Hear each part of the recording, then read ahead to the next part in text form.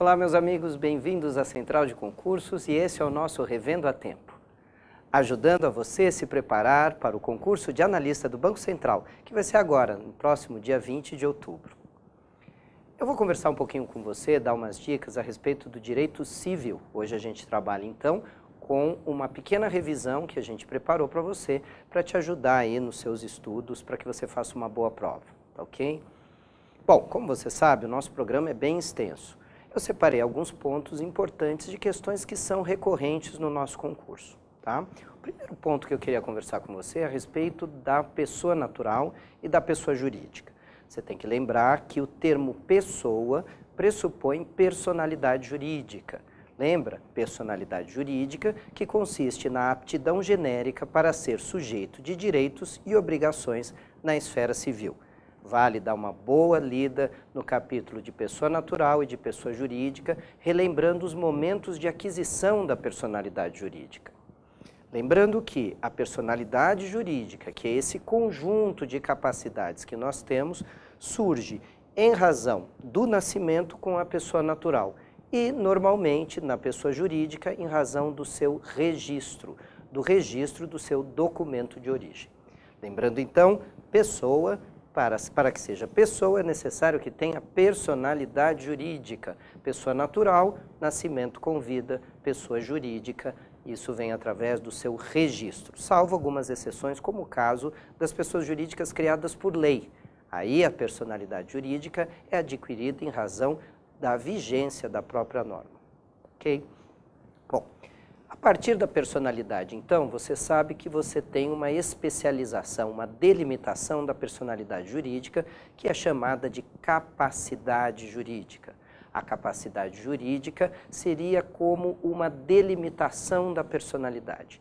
Quando eu especifico quais são estas capacidades, ou seja, quais são os direitos que são componentes da personalidade jurídica, surge então a chamada capacidade jurídica. Eu tenho que lembrar que a capacidade jurídica ela é composta por duas partes. É como se ela tivesse duas metades. Uma delas é a chamada capacidade de direito. Essa capacidade de direito é a capacidade de ter os direitos propriamente ditos. Esta capacidade, portanto, ela é adquirida junto com a personalidade jurídica e, consequentemente, vem em razão do nascimento com vida.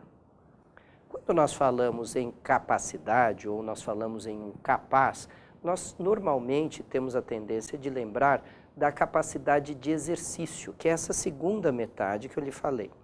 A capacidade de exercício é a capacidade de exercer os direitos por conta própria. Quando você tem a capacidade de direito de um lado e a capacidade de exercício, que é a capacidade de exercer esses direitos, aí nós temos o que se chama de capacidade plena, ou o totalmente capaz, o absolutamente capaz. Lembre-se que existe uma pegadinha de prova aqui. Normalmente, quando o nosso examinador pergunta quando se inicia a capacidade, você tem que lembrar da capacidade de direito, que é aquela que vem com o nascimento com vida, aquela que vem junto com a aquisição da personalidade jurídica. Então, a sua resposta deve ser junto com o nascimento. Porque se você tem um elemento que é composto por duas metades e a pergunta é quando ele se inicia, ora, ele se inicia quando você recebe essa primeira metade, que é a capacidade de direito. Tá ok? Então, cuidado com isso. Quando nós falamos em a capacidade de assinar contratos, de fazer negócios, de responder pelos atos da vida civil, eu estou falando da capacidade de exercício. Essa que vem aos 18 anos, essa que vem com a emancipação ou com qualquer uma das formas que antecipem a maioridade, que consiste na aquisição da capacidade antes dos 18 anos. Qualquer forma de aquisição da capacidade antes dos 18 anos, nós vamos chamar de emancipação. Lembrando que as formas de emancipação podem ser a primeira, aquela mais comum, que é a autorização do pai ou da mãe, do pai e da mãe, cuidado, são os dois, aos 16 anos completos. O casamento, o estabelecimento comercial, o emprego público, a colação de grau em nível universitário, são exemplos e situações em que é possível a aquisição da capacidade civil antes dos 18 anos, tá ok?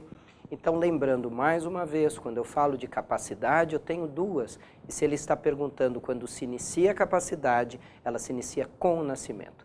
Uma criança menor de idade, ela tem essencialmente duas capacidades. Lembre-se disso, a capacidade de direito e a capacidade tributária. Essa também é uma capacidade que você adquire com o nascimento. Em relação às pessoas jurídicas, um tema muito comum em provas sobre elas é a questão da desconsideração da personalidade jurídica. Esse fenômeno que autoriza que o juiz determine a invasão do patrimônio particular dos sócios para o pagamento de dívidas, além do total do capital subscrito, no caso de uma sociedade limitada. Esse tema é um tema muito comum em prova, mas é um tema também que causa muita confusão. Lembre-se que para que haja desconsideração da personalidade jurídica, ou seja, a invasão do patrimônio particular dos sócios para o pagamento das dívidas, e isso se configure uma desconsideração da personalidade jurídica, é necessário que a invasão ultrapasse o total do capital subscrito. Enquanto nós estivermos dentro da limitação do capital subscrito pelos sócios, ou seja, o dinheiro que foi prometido por cada sócio ou pela totalidade deles, não se considera esse fenômeno como desconsideração da personalidade jurídica. Okay? Para que haja a DPJ, como é comum que ela seja chamada, é necessário que o valor da invasão seja superior ao total do capital subscrito, ao capital prometido. Tá ok? Lembre-se disso. É importante que você lembre que para a aplicação da DPJ é necessário que existam determinados critérios ou que sejam respeitadas determinadas regras dadas pela lei. Lembre-se que para a aplicação da DPJ é necessário que haja fraude, que haja algum indício de simulação ou irregularidade. Os casamentos elaborados em um regime proibido para a constituição de sociedade também são motivo para a aplicação da DPJ. Lembre-se que os casais que estão sob o regime de comunhão total de bens ou separação obrigatória de bens estão impedidos de constituir uma sociedade limitada. Um outro tema também interessante aqui para nós é a questão ainda dentro de pessoa, dando um salto grande lá para a questão da família, da representação e da assistência.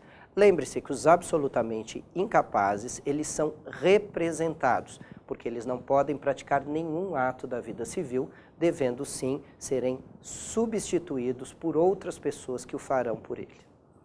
Os relativamente incapazes são aqueles que têm direitos e podem exercê-los. Portanto, a palavra aqui é assistência. Os relativamente incapazes são assistidos. O termo assistido aqui tem o sentido de confirmado. Os atos serão confirmados, os atos serão ratificados pelos seus assistentes. Isso equivale a dizer que no contrato elaborado por um absolutamente incapaz, só existe uma assinatura que é a assinatura do seu representante. Nos contratos ou nos negócios jurídicos assinados pelos relativamente incapazes, nós teremos duas assinaturas, a assinatura do próprio incapaz e do seu assistente. Em relação à representação e assistência, lembre-se que, em regra, os menores de idade são representados ou assistidos pelos seus pais. Pais, mãe e pai. Ambos têm o poder familiar e o poder de nenhum dos dois prevalece sobre o outro. Na ausência dos pais, então, nós temos a tutela. O tutor é o representante do absolutamente ou relativamente incapaz que não tenha pais, ou seus pais sejam incapazes. Os curadores serão os representantes ou assistentes dos relativamente ou absolutamente incapazes maiores de 18 anos. Então, a diferença essencial entre tutela e curatela é essencialmente a idade. Menores de 18 anos, tutela, maiores de 18 anos, curatela. Tá ok? Mais um tema que eu gostaria de lembrar e conversar aqui com você é a respeito do ato, fato e negócio jurídico. Este também é um tema muito recorrente nas nossas provas do Banco Central. Lembre-se sempre que quando nós falamos em fato jurídico em sentido amplo, eu tenho que entender qualquer acontecimento que tenha repercussão no mundo jurídico, ou seja, tudo aquilo que cria, modifica, extingue ou preserva direitos. Quando este fato jurídico em sentido amplo, que pode ser natural ou produzido por ação humana, é reclassificado em razão de quem o praticou, ou seja, quando eu pergunto quem praticou este ato, você diz ninguém, foi um fenômeno da natureza, como um terremoto, uma enchente, um raio que caiu e causou um incêndio ou machucou alguém. Neste caso, você tem o que a gente chama de fato jurídico em sentido estrito. O fato jurídico em sentido estrito se subdivide em fato de ordem natural ordinário e fato de ordem natural extraordinário. Essa classificação se dá em razão da recorrência em que esses fatos ocorrem. Veja, se é um fato que ocorre regularmente, como nascimento, morte, a maioridade, você terá um fato de ordem natural ordinário. Se você tiver fatos da natureza que acontecem esporadicamente, como, por exemplo, um terremoto, uma enchente, não é? Um desabamento, como eu falei para você agora há pouco, seriam fatos de ordem natural extraordinários. Muito cuidado aqui. Alguns fenômenos da natureza, como os fenômenos de aquisição originária da propriedade, no caso da aluvião e da avulsão, a tendência do nosso examinador é colocá-los como fatos de ordem natural ordinários. Então, lembre-se, a aluvião e a avulsão, mesmo a aluvião imprópria, que é aquela que acontece em razão do álveo descoberto, que são as margens que aparecem quando o rio diminui de volume, ou o aparecimento de ilhas, ou até o próprio álveo abandonado, que é a parte do rio quando o próprio rio seca, que é aquela parte que fica do leito do rio quando o rio seca, são todos considerados como fatos de ordem natural ordinários, tá ok? Quando nós falamos, então, já dentro da classificação do fato e do ato, você lembra o seguinte, se é um fenômeno da natureza, é um fato jurídico. Se é uma ação humana, é um ato jurídico. Então, não é difícil de você lembrar disso. Fenômeno, fato. Fenômeno, fato. Ação, ato. Fenômeno, fato jurídico. Ação, ato jurídico. Quando este acontecimento é produzido por uma ação humana, então você tem um ato jurídico em sentido amplo. Por sua vez, o ato jurídico em sentido amplo vai se subdividir em dois. Ato jurídico em sentido estrito e negócio jurídico. O ato jurídico em sentido estrito e o negócio jurídico vão se diferenciar em razão das consequências que eles podem produzir. Quando a ação humana produz consequências não determinadas pelas partes que o praticaram, e sim pela lei, você terá um ato jurídico em sentido estrito. Em outras palavras, seria o mesmo que dizer, quando você pratica um ato, mas não é você quem determina as consequências deste ato, você tem um ato jurídico em sentido estrito. Eu vou te dar um exemplo. Quando você adota uma criança, é um ato de vontade, produz consequências jurídicas, logo é um ato jurídico em sentido estrito. Só que esse ato jurídico em sentido estrito, ele é assim classificado pelo fato de que, quando você praticou este ato, todas as consequências jurídicas são dadas pela lei. O dever de alimentos, de assistência, o dever de cuidados, a questão dos direitos de herança, de nome, todos esses vêm junto com o ato da adoção e não dependem do adotante que eles sejam auferidos a essa criança ou não.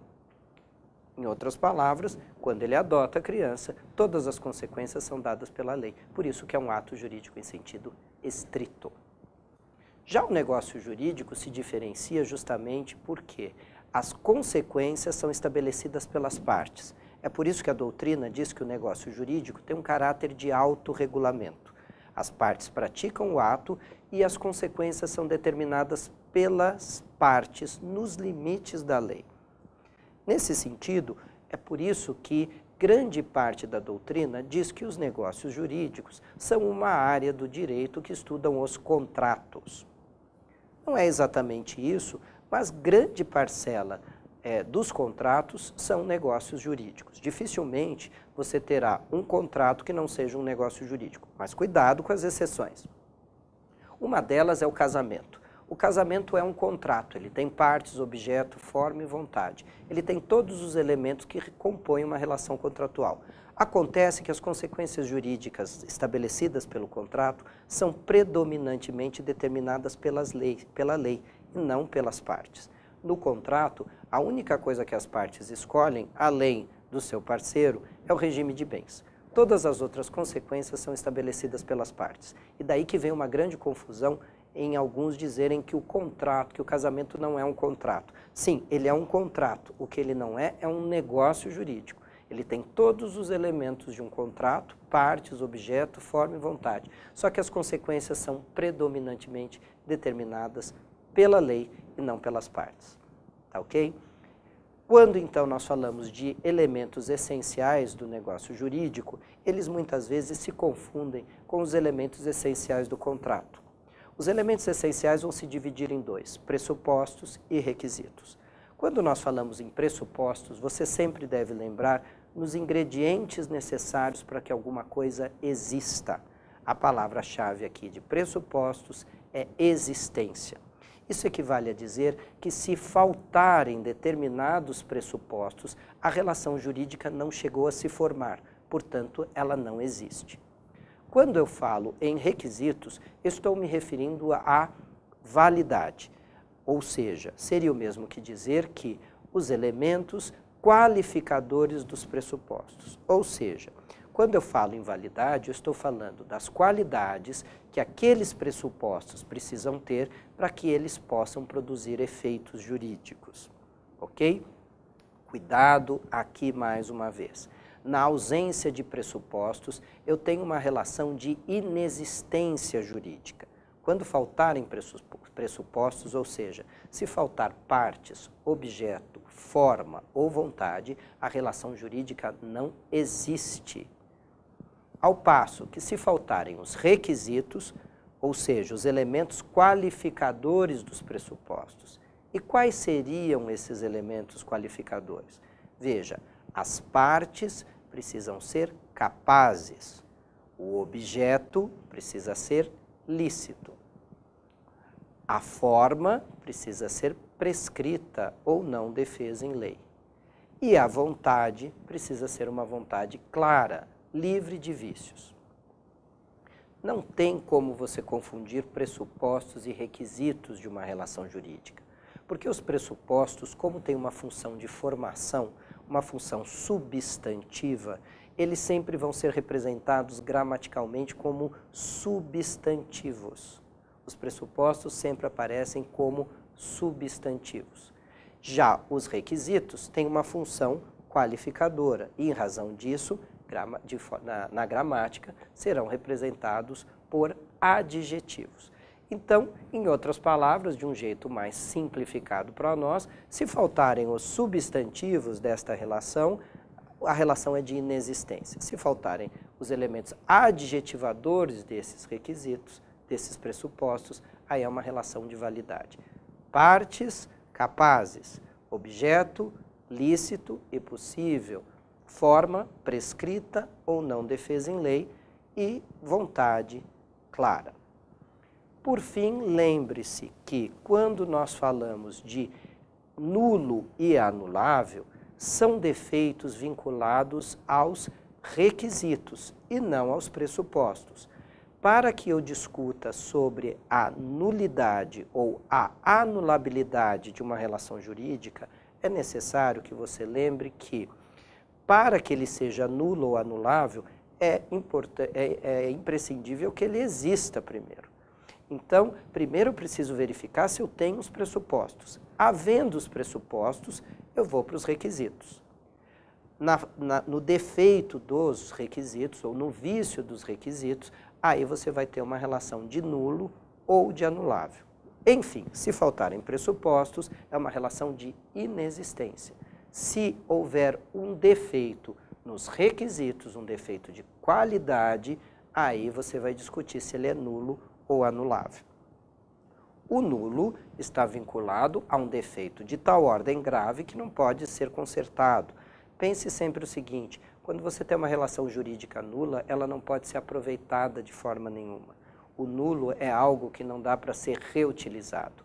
A partir de algo nulo, eu nunca vou chegar numa coisa boa.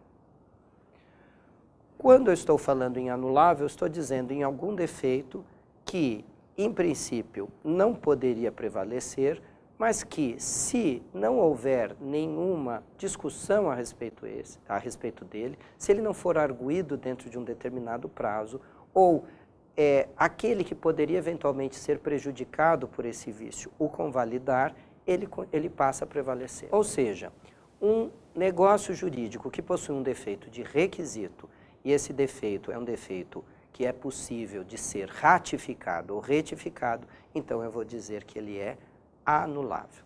Tá ok? Muito bem. Para terminar, lembrando sempre que os vícios, os requisitos, não é? E os pressupostos são elementos essenciais do negócio jurídico. Mas existem também os elementos acidentais do negócio jurídico. E esses podem causar alguma confusão. Eu converso com você um pouquinho sobre eles agora.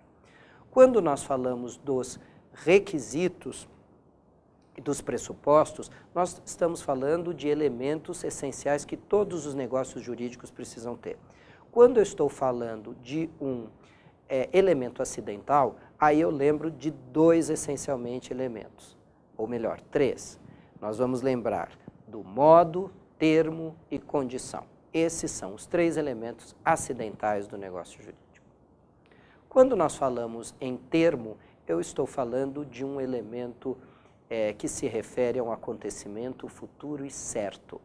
Termo é algo que se tem certeza que vai acontecer naquele negócio jurídico. A única coisa que se tem certeza é alguma relação temporal, prazo, alguma data, um determinado tempo, não é? Um período estipulado pelas partes. Tudo que se traduz em uma relação temporal, você vai chamar de termo. São relações obrigacionais, acessórias, vinculadas a um determinado contrato. Enfim, modo ou encargo é alguma obrigação acessória que você coloca no contrato. Via de regra, ela tem uma natureza acessória. E por fim, a condição. A condição se refere a um acontecimento futuro e incerto. Ela seria traduzida por determinadas hipóteses que nós colocamos no contrato e estabelecendo alguma consequência se essas determinadas hipóteses ocorreram. Quando, por exemplo, nós dissemos, se uma das partes falecer, o contrato estará desfeito, se não houver o pagamento ou o atraso dele, implicará na perda do direito, no cancelamento do negócio, são condições estabelecidas no contrato. As condições podem ser divididas em dois tipos, condições resolutivas e condições suspensivas. As condições resolutivas são aquelas vinculadas à existência da relação jurídica. O equivale a dizer se aquele fato imaginado, aquela hipótese prevista ocorrer, o negócio jurídico está cancelado. Exemplo de uma condição resolutiva é a morte de uma das partes ou o inadimplemento de uma delas num pagamento ou num contrato de prestações periódicas, por exemplo. O não pagamento da prestação do seguro ou do plano de saúde poderá implicar a perda do direito do assegurado, de forma que são condições que nós classificamos como resolutivas, porque o seu advento implica o cancelamento do direito ou do negócio. Já a condição suspensiva é o contrário. Você lembra que quando eu falo de condição suspensiva, eu estou me referindo a um acontecimento futuro e incerto que, em ocorrendo, o direito então se efetiva, o direito então se torna pleno ou se completa. Veja, posso fazer uma doação ao nascituro? Você lembra que o nascituro ele tem alguns direitos. Cada vez mais a teoria concepcionista está dando ao nascituro mais direitos, mas ainda a concepção clássica de que a personalidade jurídica, pelo menos em sua inteireza, só se completa com o nascimento com vida, em regra ele não teria determinados direitos dentro da esfera do direito civil, e sim algumas expectativas de direitos. Bom, o direito de ser proprietário é uma delas, é um direito que só se completa, só se efetiva a partir do nascimento com vida, a partir da respiração. Então, a doação feita ao nascituro é um exemplo de validade com condição suspensiva, ou seja, caso ele respire, aí essa doação se efetiva. Caso ele não respire, é como se ela não tivesse ocorrido. Bom, resumindo, é válida a doação feita ao nascituro? Sim, é válida em condição suspensiva, porque é necessário que ele venha a nascer, venha a respirar, adquirindo sim a personalidade jurídica e a partir daí goze de todos os direitos, inclusive os de propriedade. Então é isso, pessoal. Eu fico por aqui convidando você a assistir novamente esse vídeo, quantas vezes você puder, e todos os outros que a Central de Concursos preparou cuidadosamente para ajudar você no seu preparo, para que você tenha um excelente resultado na sua prova do Banco Central. Lembrando que eu encontro você aqui de novo na revisão de Direito Comercial, no nosso Revendo a Tempo, aqui na Central de Concursos. Até lá!